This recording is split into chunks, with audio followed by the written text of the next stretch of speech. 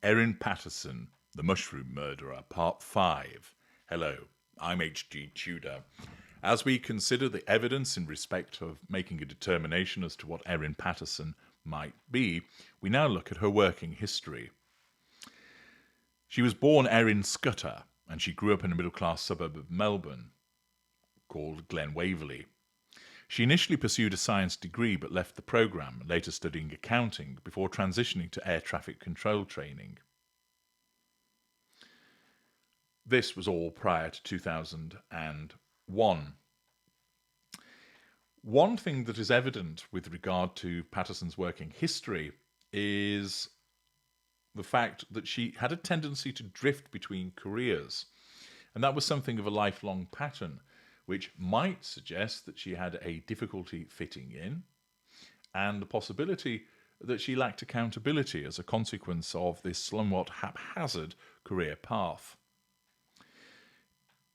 Between 2001 and 2002, she was an air traffic controller at Air Services Australia. She worked there in Melbourne's Southern Flight Information Region from February the 12th, 2001 to November the 28th, 2002. She passed the notoriously difficult air traffic controller test and was one of the few to complete the training programme, which is indicative of her intelligence and capability.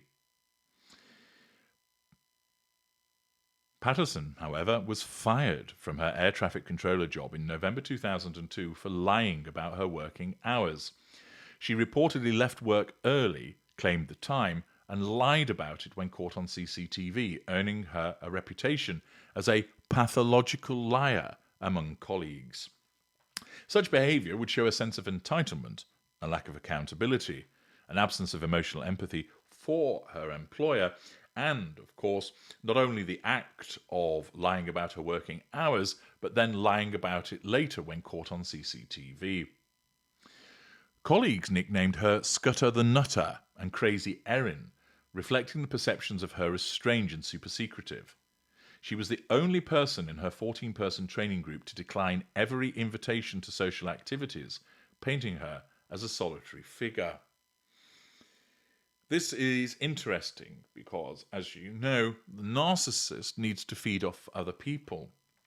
This somewhat unsociable aspect of her goes against many aspects of the way that a narcissist would behave, although it could fit with a narcissist who is able to draw fuel from other sources and holds her colleagues in contempt, painting them black, and therefore nullifies the threat to control posed by an invitation to social activities by declining them. A former colleague described her as someone who managed to get guys wrapped around her little finger, although she was very unkempt and abrasive. It would appear, therefore, that she could exhibit some charm despite her abrasive demeanour. A manager counselled Patterson about her dishevelled appearance, indicating unprofessional conduct in her workplace presentation, which would suggest a lack of accountability. A colleague raised concerns that Patterson placed a pencil sharpener blade in a banana, although this was not actually proven. This incident contributed to perceptions of her as off-putting and fueled suspicions of her tampering with food, something, of course, which inevitably led to her conviction for murder. She was described as a crafty employee who would call in sick, pretending to be other workers to pick up lucrative shifts. This is further evidence of deceptive behaviour. She was described by multiple colleagues as abrupt, abrasive, and rude, noting she would say weird off-the-cuff things, which contributed to a negative workplace reputation. This shows an arrogance and a haughty behaviour. Repeatedly, she was criticised and spoken of in such terms by multiple colleagues, and this suggests a pattern of deceit, social detachment, and abrasive interactions that alienated colleagues and ultimately led to her termination of her employment. In 2004, she worked for Monash City Council in Melbourne's southeast, where she met Simon Patterson in 2004. The nature of her role there wasn't specified, but was likely an administrative or clerical position given the context of a local government authority. There were no specific incidents of difficult behaviour or conflict documented from her time at Monash City Council. Her role there appears to have been unremarkable, with the primary significance being her meeting with Simon Patterson. After marrying Simon Patterson in 2007, Erin and Simon moved to Western Australia, where they ran a bookstore in southwestern town. Specific details about the duration, location, or nature of the business are not particularly fulsome, but this notes a shift to entrepreneurial work. Might this be as a consequence of her difficulties in fitting in an employment scenario? There were no specific incidents of difficult behaviour or conflict while she ran this bookstore. After her mother's death in 2019, she inherited a property in Eden and took over the running of the Borough Flyer, a local newsletter in Corumburra, previously edited by her in-laws, Don and Gail Patterson. This role involved community engagement and editorial work.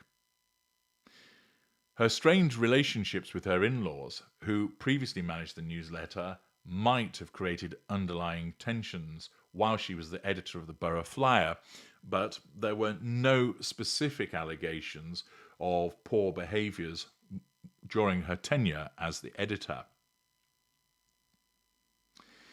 She had other roles. She was briefly mentioned as having worked for the RSPCA, although no specific timeline or details were provided. This appears to have taken place before her air traffic control job. She also had aspired to become a nurse at some point. There's no evidence that she pursued this role professionally.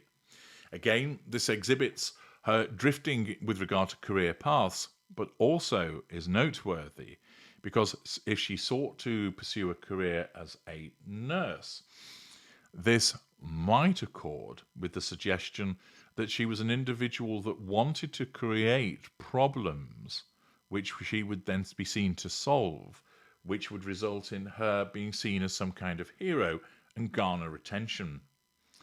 This is one of the theories that was put forward in respect of her poisoning of her relatives. And it might be that her desire to be a nurse would allow her to be in a position whereby she could be seen to be the hero and draw fuel by way of people's grateful responses. I should imagine they're thinking that perhaps it was a blessing that she didn't find herself in such a role, as we might have seen another angel of death.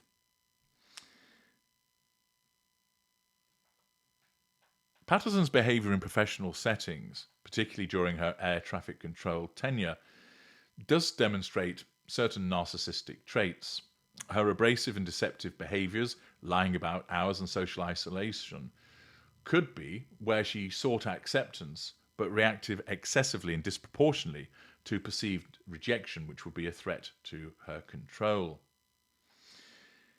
The fact that she shifted between different roles and was accused of abrasive and manipulative behaviour again supports various narcissistic indicators.